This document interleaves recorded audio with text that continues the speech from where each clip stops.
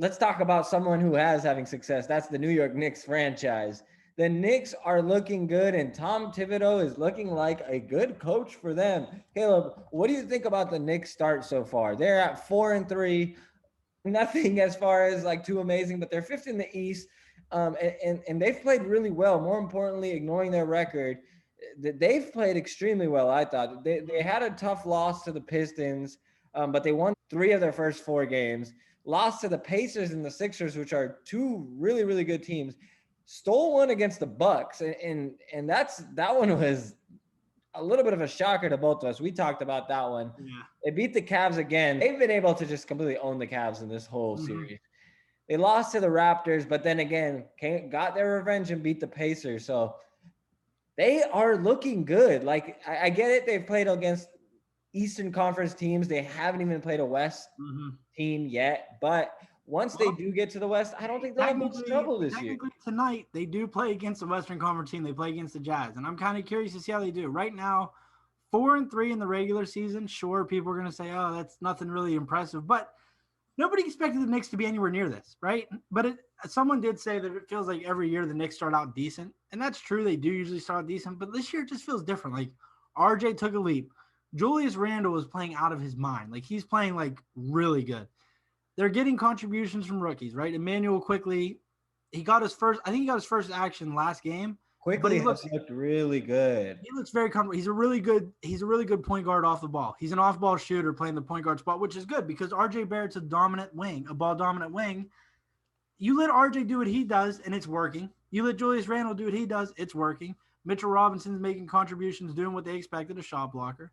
And then Emmanuel Quickly's playing really well. They're getting contributions from everybody, and we know that Tom Thibodeau is a decent coach. The problem is people weren't sure how he would coach a team that was kind of in tank mode, right? But with how they've been playing, I think developing-wise, he's doing good enough. I think RJ – now, granted – I want to argue on you with that just because I don't know how well Tom Thibodeau is as far as developing. I mean – No, he's a horrible development coach. Yeah, there are some good examples as far as stars, like with the Derrick Rose. Jimmy Butler. Butler. But then – and I think he could do the same thing with RJ Barrett. I truly think that RJ and Tom Thibodeau are a good fit. But you look at these other guys, they're not getting much minutes. Kevin Knox is only getting 22 minutes a game. Yeah. Frank Ntilikina is at 10 minutes a game. And I get it. He's obviously one of the guys that I think they're kind of just moved on from already, but he's just still on the roster. Dennis Smith Jr., he's averaging 18 minutes a game. Nerlens Noel is at 15. It's not anything as far as veterans-wise, like too extreme, because I don't think the Knicks have any vets that are stealing minutes. But I was watching a few of the Knicks games, and I noticed in the fourth quarter, it's a very Tom Thibodeau-like lineup. You have Austin Rivers, RJ Barrett, Mitchell Robinson, Julius Randle, and then maybe a guy like an Alec Burks or Emmanuel Quickly. You have one of those guys, and there's not too many vets on this roster, which I think the Knicks purposefully did that. If you really look at that roster, Tom Thibodeau doesn't have much of a choice but to play his younger guys, but also a lot of his younger guys are not very good. Again, we're talking about the Nerlens Noels, Dennis Smith Jr., Frank Ntilikina. These are all guys. This is the first team all hyped and haven't lived up to it. I agree. I think he's doing good enough. Now, the minutes distribution thing, that's kind of concerning that he has these guys already playing career high minutes on back-to-backs. Kind of a little bit upsetting to see that. But, I mean, I feel like they knew that's who they were getting. Thibodeau has a history of playing guys absurd amount of minutes in close games. I mean, Julius Randle has 3 career games where he played 40-plus minutes. This year, he has 2 already. We're 7 games in. He's going to end up playing 15-plus games of 40-plus minutes. That's not ideal, but again, he's got to play who he's got, and I think Randall's excelling in that. I think Barrett's doing well. Emmanuel Quickly's coming on strong. I think they look good. Now, do they make the playoffs? I doubt they can keep this up for a full season. If they do, that's awesome, but I don't think they will. But, yeah, I think the Knicks have been a pleasant surprise to start out the year. You ready to get yelled at by Knicks fans now, Caleb? Yeah, I'm ready. But you know what? No, I hyped him up enough. You guys can be mean to me if you want, but I did a good job. All right, well, get ready to be mean, Knicks fans, because you guys are New Yorkers, and I know how you guys are. Obi Emmanuel, Toppin sucks, though. Can we talk about Obi Toppin? I was just gonna say, Emmanuel quickly has looked better than Obi Toppin, and it hasn't been close.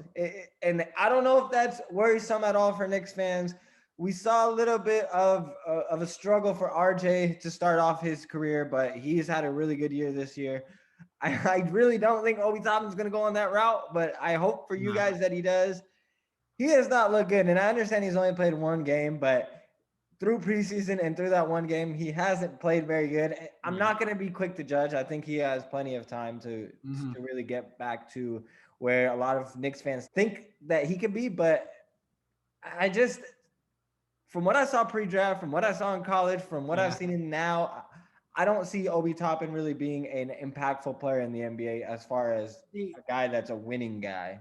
The thing with Obi was he was one of those situations where everybody knew he wasn't going to be like that good, but one team wasn't going to let him slip that far. And the Knicks were like that. They kind of got stuck in that position.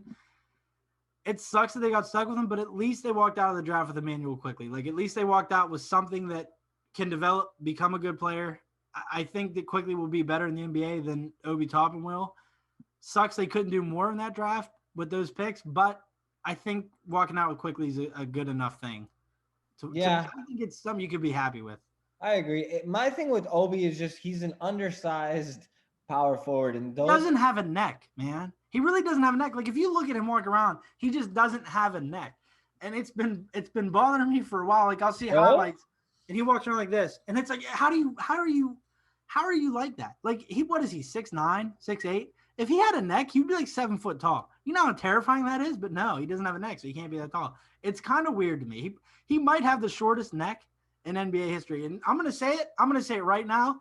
No homo, because I had to say it. No, take that out. I'm going to say it now. Pause. Because it had to be said whenever I'm talking about another man's neck. I'm just saying it is non-existent. What's next on the list?